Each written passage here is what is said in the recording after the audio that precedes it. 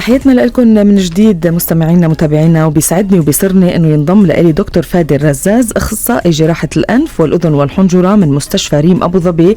تحياتنا لك دكتور فادي، واهلا وسهلا فيك على راديو الرابعة. اهلا وسهلا فيكم. موضوع الشخير والتنفس الفموي عند الاطفال، شو الاسباب؟ اولا خلينا نتعرف عليها معك.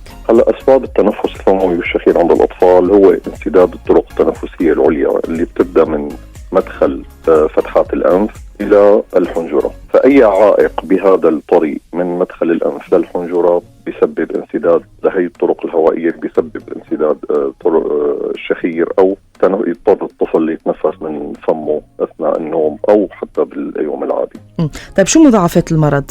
مضاعفات المرض كل شيء. الهواء الطبيعي لازم يدخل لجسم الإنسان، لازم يدخل عن طريق الأنف، لأنه الأنف وظيفته يرطب ويدفي ويعقم الهواء اللي بده يدخل. فالتنفس الفموي هو يعني بدخل هواء غير صحي لجسم الإنسان. فمضاعفاتها بتساوي التهابات بالجيوب، التهابات بالأذن الوسطى.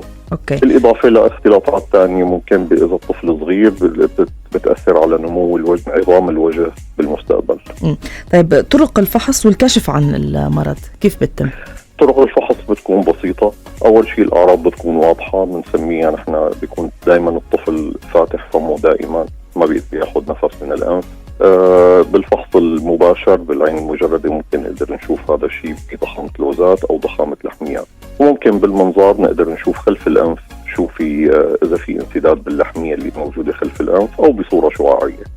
ساعتها ببين معنا المرض، بتبين تفاصيل أكثر.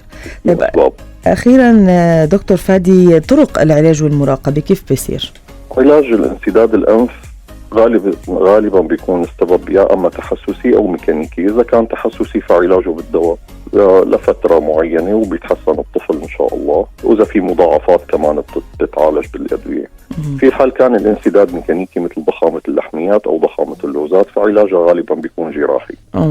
طيب أي حالة بتتعرضوا لها من شخير أو من مشاكل بالتنفس الفموي عند الأطفال، ما لكم إلا دكتور فادي الرزاز، أخصائي جراحة الأنف والأذن والحنجرة بمستشفى ريم أبو ظبي. نورتنا اليوم على راديو الرابعة دكتور فادي، شكرا كتير لك. شكرا لكم، يومك حلو، إلى اللقاء.